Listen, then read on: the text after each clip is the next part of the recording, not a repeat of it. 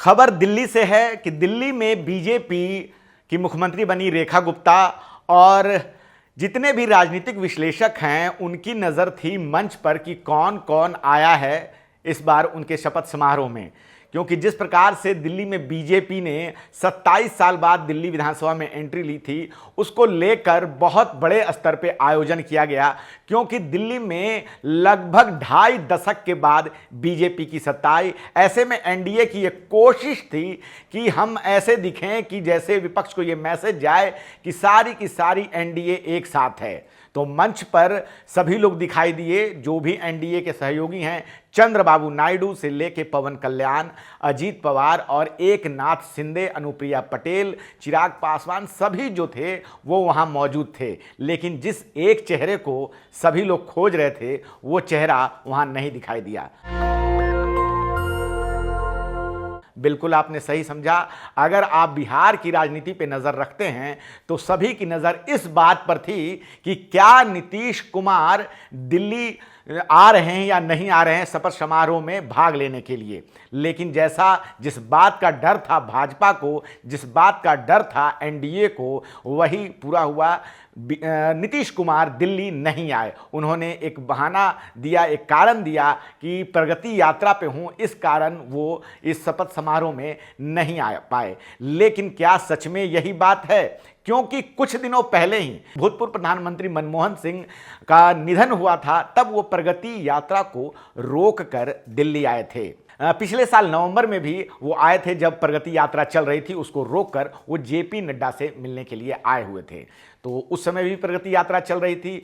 और अभी ठीक कुछ दिनों पहले 16 फरवरी को नीतीश कुमार दिल्ली आए थे। उस समय भी प्रगति यात्रा चल रही थी, लेकिन उस समय आए और वो प्रधानमंत्री मोदी से मिलना चाहते थे, लेकिन प्रधानमंत्री मोदी से वो मिल नहीं पाए। कारण जो भी रहा, उसके बाद जेडीयू ने कहा कि नहीं, ये बाद में उनका जो है मिलना होगा। उसके बाद वो दिल्ली लौट गए। अब 24 फरवरी को प्रधानमंत्री मोदी जो है वो बिहार दौरे पे हैं। हालांकि जब प्रधानमंत्री किसी भी राज्य में जाते हैं तो प्रोटोकॉल होता है, तो वहाँ सीएम से मुलाकात होगी, लेकिन कितने मन से मुलाकात होगी इस बात का अंदाज़ा लगाना बड़ा मुश्किल है। तो जिस प्रकार से प्रधानमंत्री मोदी या एनडीए से दूरी बना रहे हैं नीतीश कुमार, ये एक देखने वाली बात है। क्योंकि दिल्ली के बाद जो अगला चुनाव है वो बिहार में होना है नवंबर में, और इस बार पूरी भाजपा चाहती है कि दिल्ली के बाद बिहार में भाजपा की सरकार बने। उनके नेता भी कह चुके हैं, उनके नेताओं के ऐसे बयान हैं कि अटल जी को सच्ची श्रद्धांजलि जो है वो तभी मिलेगी जब बीजेपी का मुख्यमंत्री बिहार में हो। और इन जो ये जो स्टेटमेंट हैं, इन पे नज़र जो है मुख्यमंत्री नीतीश कुमार की भी होती है। तो मंच पे सभी लोग दिखाई दिए, पवन कल्याण दिखाई दिए, चंद्रबाबू नायडू, अजीत पवार, एकनाथ शिंदे, सभी से मुलाकात हुई। लेकिन प्रधानमंत्री मोदी जिनसे मिलना चाहते थे, स्टेज पर जिनको चाहते थे कि वो उपस्थित रहें, जिससे विपक्ष को ये मैसेज जाए कि पूरा का पूरा एनडीए एक साथ खड़ा है, कहीं ना कहीं वो मैसेज नहीं दे पाए। और नीतीश कुमार ने न आकर एक बहुत बड़ा मैसेज दे दिया है। क्योंकि अगले 6 महीने बाद जब चुनाव होगा तब सबकी नज़र होगी नीतीश बाबू पर कि नीतीश बाबू को क्या करना है।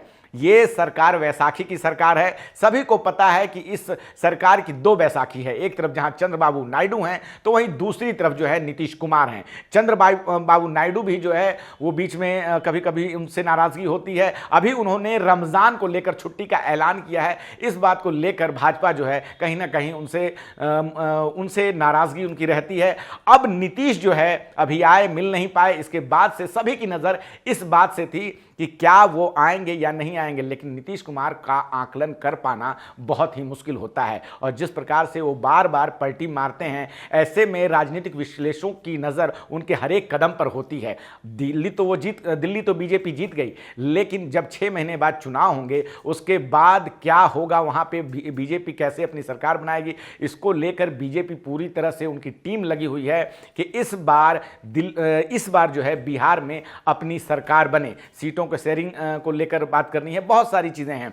और अभी जो बिहार में है वहाँ पे कुर्मी एकता रैली हुई, एनडीए ने ये रैली की, वहाँ से भी जो है दूरी बना ली नीतीश कुमार ने। तो नीतीश कुमार के हर एक कदम पर बीजेपी नज़र रखी हुई है और साथ ही साथ जो है खबरों में जो लगे रहते हैं, जो राजनीतिक पंडित हैं, वो नीतीश कुमार पे बहुत ज़्यादा ध्यान दे रहे हैं कि आखिर नीतीश क्या कर रहे हैं। बीजेपी अभी लगातार 2 बार बीजेपी के जो बड़े नेता हैं, नड्डा से लेकर प्रधानमंत्री मोदी तक, उनसे नहीं मिले, तो इससे साफ पता चला कि नीतीश को कि उनको इग्नोर किया जा रहा है। लेकिन नीतीश भी जो है अगर बीजेपी डाल तो नीतीश कुमार पात उन्होंने न आकर सीधे सीधे एक मैसेज दे दिया है कि उनको कमजोर न समझा जाए।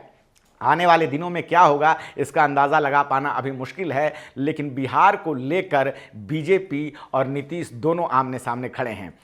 फिलहाल इस खबर में इतना ही। हम आपको जल्द ही अपनी दूसरी वीडियो में दूसरी खबर बताएंगे। धन्यवाद। नेशनल दस्तक की आपसे गुजारिश है कि अगर इसको बचाना चाहते हैं तो नेशनल दस्तक को सब्सक्राइब करने के लिए रेड कलर के सब्सक्राइब बटन को दबाएं, फिर बेल आइकन की घंटी दबाएं। नेशनल दस्तक को बचाने के लिए बहुत जरूरी है कि हर खबर को शेयर करें, लाइक करें, कमेंट जरूर करें।